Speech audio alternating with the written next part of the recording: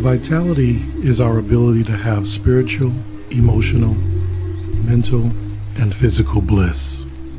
Some call it paradise. We call it a game.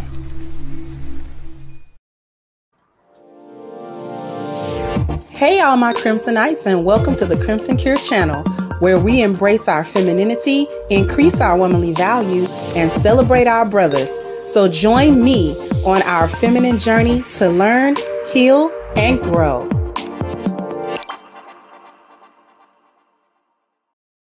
Hey there, my Crimsonites, and welcome to the Crimson Cure channel. I'm your host, femininity coach, and author of The Crimson Cure, and this is my perspective. So what we're talking about today, I want to bring some attention to my Crimsonites about a sad story that took place maybe about, I want to say, a week ago. The shooting death of Adreian Payne. I'm going to go ahead and read an article, and then we're going to get down to the nitty-gritty about what's going on here. So what I'm going to do is I'm going to share my screen really quickly. I am going to let you guys see so we can read this article. Okay. Police. Adreian Payne killed intervening in domestic dispute. Alleged shooter pleads not guilty. Adreian Payne was killed while attempting to assist a woman who was involved in an abusive relationship with his alleged shooter, court documents state. The former Michigan State and NBA player was pronounced dead at an Orlando hospital after being shot early Monday morning. He was 31 years old. His alleged shooter, Lawrence Doherty, remained at the scene of the shooting and cooperated with police. Doherty pleaded not guilty to first-degree murder with a firearm on Tuesday. According to court documents obtained by the Detroit Free Press, Payne went to Doherty's house early Monday morning with his girlfriend at the request of Doherty's girlfriend. Now, you can kind of see how this is shaping up. So, to clarify that, Doherty's girlfriend, the shooter, his girlfriend is the friend of Adrian's girlfriend. And they were on the phone. Listen to this. Payne's girlfriend told authorities that she, quote, has previously responded to be a mediator to prevent any physical violence, unquote, between Doherty and his girlfriend. So she's a busybody in their relationship. Doherty, meanwhile, told police that his father had dropped him off at his Orlando residence when he saw an unfamiliar car parked at a nearby intersection. Per documents, Doherty told Orange County Sheriff's Office deputies that he approached the car to find Payne and his girlfriend inside. Doherty's father watched from his car and told police that Payne and his son started talking close together while Payne remained in his vehicle, and that his son appeared to be intimidated based on the size difference and his son's stance. Payne was 6'10", 244 pounds, while Doherty is 5'8", $150. Doherty told police that Payne told him, "I'll smoke you, bruh," and that he observed the shape of a gun while making movements with his right hand in the right side of his waistband. Per Doherty, that prompted him to retrieve his gun from inside the house and shoot Payne. A witness told police that Payne was not threatening Doherty in any way. Payne's girlfriend told police that Payne didn't pose a threat. A camera and microphone on the scene recorded a woman pleading with Doherty, "Do not pull out your gun," and "We were asked to come here," according to the affidavit. Doherty then allegedly fired a single shot at Payne before retreating to his house. Doherty's father told police that he approached Payne in an effort to provide medical aid to find him in the driver's seat of the car. Per court documents, Doherty called 911 and told police he'd shot Payne in self-defense. "This man tried coming to my house. He cut around my block and he tried shooting me," Doherty told the 911 dispatcher. Per the documents, "He acted like he got a gun and I shot him." Florida has a stand your ground law that states the following: a person who is not engaged in an unlawful activity and who was attacked in any other place where he or she has a right to be has no duty to retreat and has the right to stand his or her ground and meet force with force, including deadly force, if he or she reasonably believes it is necessary to do so to prevent death or great bodily harm to himself or herself or another, to prevent the commission of a forcible felony. Police didn't find the gun on Payne's person or in his car and determined that Payne did not pose an immediate threat to Doherty. According to documents, Doherty was charged with murder after undergoing questioning at a police station. Payne starred in 4 seasons at Michigan State, where he was twice named All Big Ten second team and helped the Spartans to an Elite Eight run as a senior. He was the number 15 pick in the 2014 NBA draft by the Atlanta Hawks and played 3 seasons in the league that included stints with the Minnesota Timberwolves and Orlando Magic. He was remembered fondly by his former coaches and teammates, including Tom Izzo and Draymond Green, upon the news of his death Monday. So I'm going to stop sharing that. Okay. So now we got a problem, because while Lawrence Doherty pulled the trigger to shoot and kill Adreian Payne, Adrian's real murderers were mean-spirited women.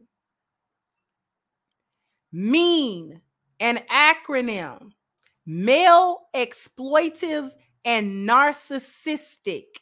MEAN, male exploitive and narcissistic spirited women. That is what killed Adreian Payne. Okay? Because while we may focus on the actual events that transpired after Adreian Payne showed up at the Doherty residence, what we can't ignore was all of the stuff that led up to him being there in the first place.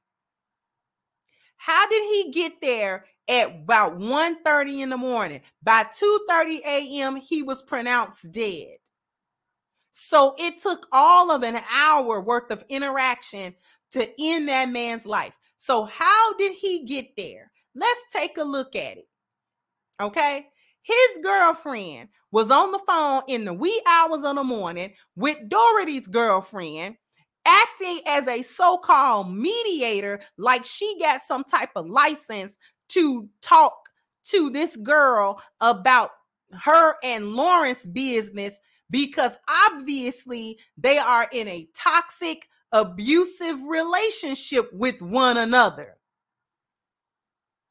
And so when they get into their arguments and spats and disputes, Doherty's girlfriend likes to call Adrian's girlfriend and get a cosign and a verifier and somebody that's going to take her side in the argument or dispute or fight.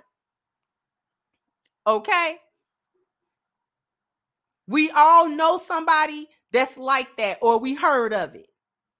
A chick that want to be saved out of an abusive relationship that don't need saving out of. And when I say don't need saving, I mean these are the chicks that are not going to leave these men no matter what. She had been in a relationship for X amount of time with Doherty, which enough time for her and Adrian's girlfriend to establish the pattern that Adrian's girlfriend is going to be the little mediator when she called, apparently no matter what time she called.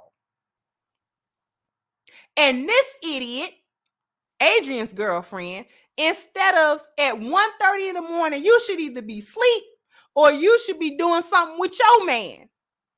That's not a fight, if you know what I mean. Instead of being on the phone gossiping, because that's what it is. That girl's spat argument, whatever the case may have been that night, was nothing more than the latest gossip. She was probably on the other end of that phone acting like that man was about to murderize her.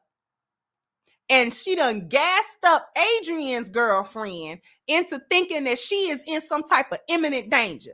And instead of the girlfriend telling that girl, hey, get out of there if you can, call the police like y'all like to do anyway. Y'all don't got no compunction about calling the Romans.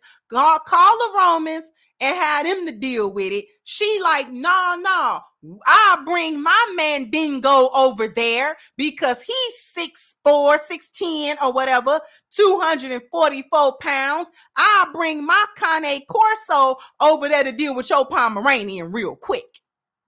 Signing these men up for UFC MMA fights and gun duels at high noon.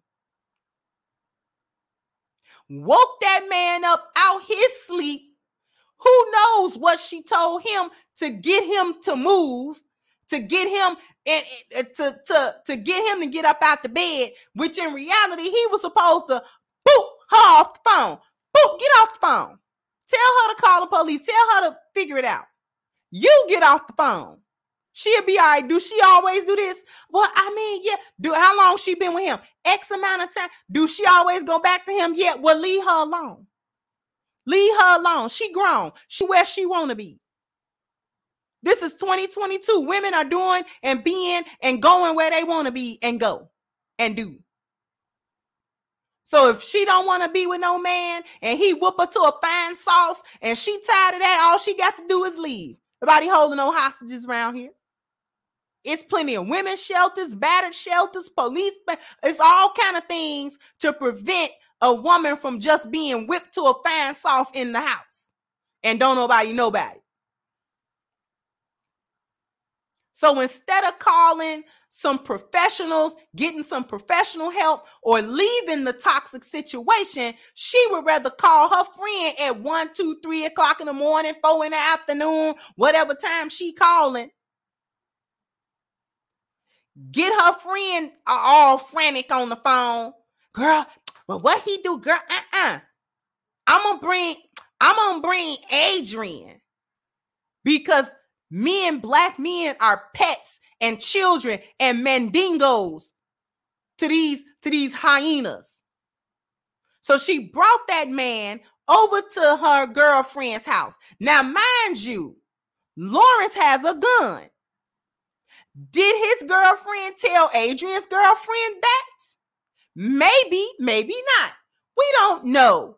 She either didn't tell that girl that, or she did mention it to her, and Adrian's girlfriend neglected to mention to him that, oh, by the way, before we roll up to this man's house at 1:30 a.m., he got a gun.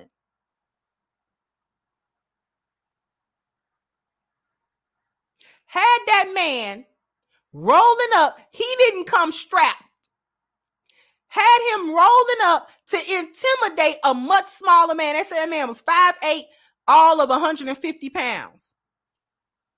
That is small for a man. And he said he felt intimidated because Adreian is huge. Even for a man, by male standards, Adreian is above average in terms of size and weight. Plus, he's an athlete. But unfortunately, bullets don't care about that.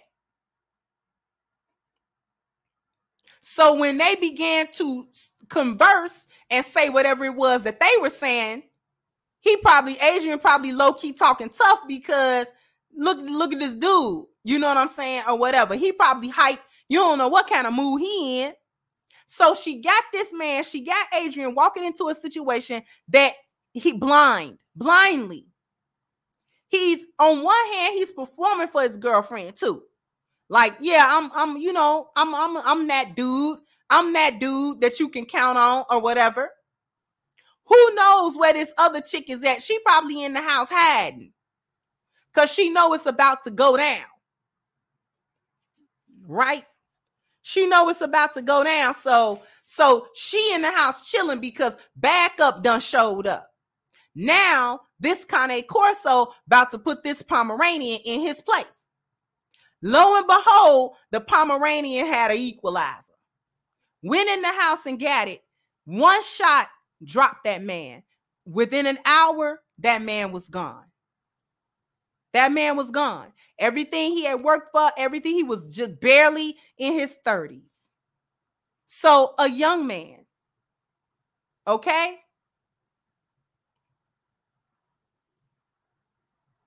This manipulation by these mean women, these male exploitive and narcissistic women is no different than what white women used to do on the plantation, instigating and starting mandingo fights.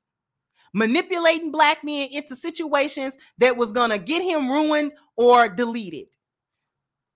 Oh, you can come have sex with me, blah, blah, blah, blah. And as soon as he do so, she cried, great, and there it go.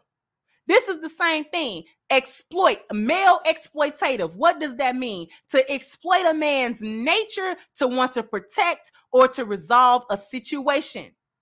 This is done without any regard to the outcomes that the men may face as long as the women are not harmed.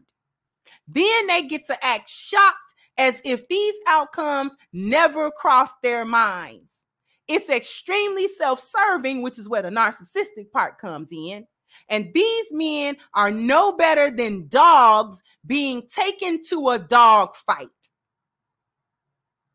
Like I said, here's my Cane Corso to come put your Pomeranian in its place.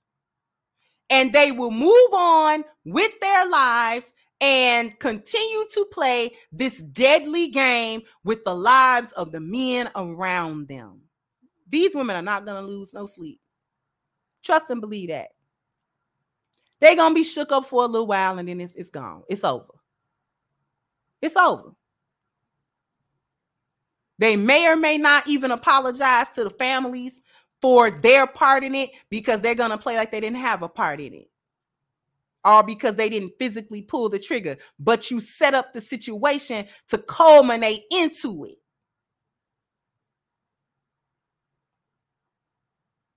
Watch out for these mean-spirited women. Don't let these women set y'all up for the fall. Because they do this for their pleasure. They do that. This is just be gossip for them. For the next girl, you remember that? This is just be gossip for them to run to Facebook. This is a story on Facebook. This is an Instagram story for them. No, the men's lives don't mean nothing. But the one in the grave and one probably gonna go to jail. And they couldn't care less about it. So before I sign off, I want you to go and click the link in my description box to the petition against Black Lives Matter organization for misappropriation of funds. Once again, that's going to be in the description box, so it'll be easy for you to get to. Please sign and please share that all over social media. Sound off in the comment section. Let me know what you think. Like, share, subscribe to the channel if you have not. Once again, I'm your host, The Crimson Cure, and this was my perspective. Bye-bye, Crimsonites.